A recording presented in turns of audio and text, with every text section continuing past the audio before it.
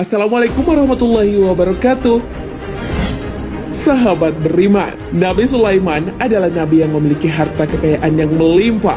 Dia juga memiliki berbagai mukjizat yang tidak dimiliki nabi yang lain.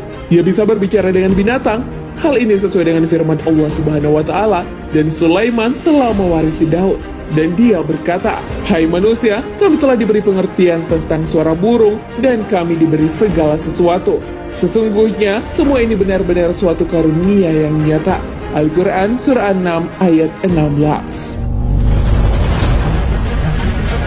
Bahkan, para jin juga patuh pada beliau. Nabi Sulaiman juga memiliki istana yang megah dan dibangun oleh manusia dan jin. Lalu di manakah letak istana tersebut? Simak ulasannya dalam video ini dan tonton hingga akhir. Dalam Al-Quran ataupun kisah versi Yahudi dan Nasrani, Sulaiman memiliki kerajaan yang istimewa. Istananya memiliki benda-benda berharga dan berbagai karya seni yang membuat mata terpana. Pintu gerbangnya terbuat dari gelas. Dalam Al-Quran disebutkan bahwa Ratu Balkis menyingkap pakaian karena mengira lantai itu adalah air, padahal hanyalah kaca. Hal ini terdapat di dalam Al-Quran. Dikatakan kepadanya, masuklah ke dalam istana, maka tatkala dia melihat lantai istana itu, dikiranya kolam air yang besar, dan disingkapnya kedua betisnya. Berkatalah Sulaiman, sesungguhnya ia adalah istana licin terbuat dari kaca. Berkatalah Bilqis, sesungguhnya aku telah berbuat zalim terhadap diriku, dan aku berserah diri bersama Sulaiman kepada Allah, Tuhan semesta alam.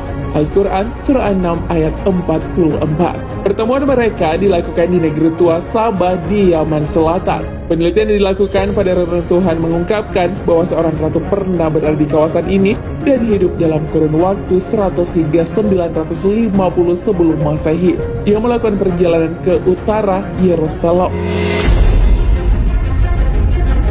Istana Nabi Sulaiman disebut dengan Solomon Temple atau istana atau kuil Sulaiman.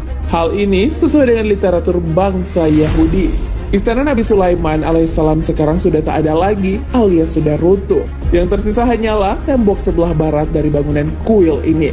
Bagi orang Yahudi, bangunan ini dinamai Wailing Wall atau tembok ratapan. Sahabat beriman, selama pemerintahan Hizkia, perluasan tembok kota dilakukan sampai ke barat yang sekarang kita kenal dengan kota lama Yerusalem. Sisa peninggalan kerajaan Nabi Daud dan Nabi Sulaiman dipercaya telah ditemukan oleh seorang arkeolog Israel, Eilat Mazar, yang penemuannya diumumkan pada tahun 2005, tepat pada tanggal 4 Agustus. Di situ juga lah ditemukan situs pintu gerbang dengan lengkungan setinggi 60 kaki dan dinamakan struktur batu melangkah. Untuk mengungkap keberadaan istana tersebut, dilakukan penggalian sampai ke Masjid Al-Aqsa yang akhirnya memicu kemarahan umat Islam karena ditakutkan akan merusak bangunan masjid. Penelitian tentang istana tersebut terus dilakukan untuk mengetahui keberadaan kerajaan Nabi Sulaiman.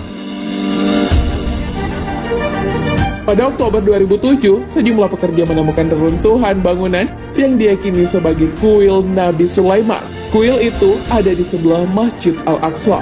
Walaupun bangunannya sudah tak utuh lagi, para ahli yakin masih bisa disaksikan. Di lokasi ini juga ditemukan keramik dan tembikar, benda-benda terkubur selama ribuan tahun. Penemuan ini dianggap penting untuk mengetahui peradaban dan kemajuan yang telah dicapai manusia di masa Nabi Sulaiman alaihissalam. Para peneliti terus berusaha untuk melakukan pencarian situs-situs peninggalan Nabi Sulaiman yang hidup pada masa sekitar abad ke-10 sebelum Masehi, yakni 989 hingga 931 sebelum Masehi, dan Nabi Daud 1041 hingga 971 sebelum Masehi. Kuil atau Istana Sulaiman merupakan lambang kekuatan sehingga sangat berguna bagi Yahudi dalam situasi terkini di dunia internasional. Mereka yakin bahwa fondasi kuil Nabi Sulaiman ada di Masjid Al-Aqsa. Pembangunan kuil ini sangat penting bagi Yahudi sebagai pengakuan atas bangsa mereka. Namun karena sudah roboh, kuil ini sudah tak bisa lagi dibangun kembali. Lalu apakah itu yang menjadi alasan Yahudi untuk mengganti Al-Aqsa menjadi kuil Nabi Sulaiman? Sahabat beriman, saat peristiwa Isra Mi'raj, Masjid Al-Aqsa masih berupa reruntuhan kuil Sulaiman yang berupa batu berongga atau syahra. Pada 637 Masehi, pasukan Khulafaur Rasyidin mengambil alih Yerusalem. Khalifah Umar bin Khattab pun memerintahkan untuk membangun masjid di sisi selatan Shohra. Hal ini dilakukan supaya orang yang sholat menghadap Ka'bah dan membelakangi Shohra. Selanjutnya, Khalifah Umayyah Abdul Malik bin Marwan pada 690 Masehi menyempurnakan bangunan-bangunan masjid dengan batas-batas wilayah sucinya. Kubah pun dibangun untuk menaungi Shohra yang ada di tengah kompleks Masjidil Aqsa. Tahun 1099 Masehi, pasukan salib berhasil menduduki Yerusalem. Kesatria Templar pun menjadikan Masjidil Aqsa sebagai markasnya. Templar pun menganggap bahwa Shohra sebagai tempat Nabi Sulaiman menyembunyikan buku sihir. Namun Salahuddin Al-Ayyubi pun berhasil merebut Yerusalem. Yerusalem dalam bahasa Arab disebut Al-Quds. Beliau berhasil mengembalikan fungsi Masjidil Aqsa pada tahun 1987 Masehi. Pada tahun 1917 Masehi, Inggris kembali mengambil alih wilayah Palestina dari Kekhalifahan Utsmani. Israel pun berdiri sebagai negara tahun 1948. Mereka berusaha mengumpulkan bangsa Yahudi yang tercerai berai.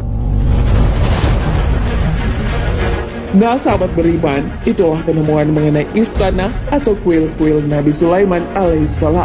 Penemuan istana ini dinilai sangat penting bagi orang-orang Yahudi sebagai pengakuan terhadap bangsa mereka. Mereka juga meyakini bahwa istana Nabi Sulaiman yang dulu ada di Masjid Al-Aqsa. Wallahu a'lam bishawab.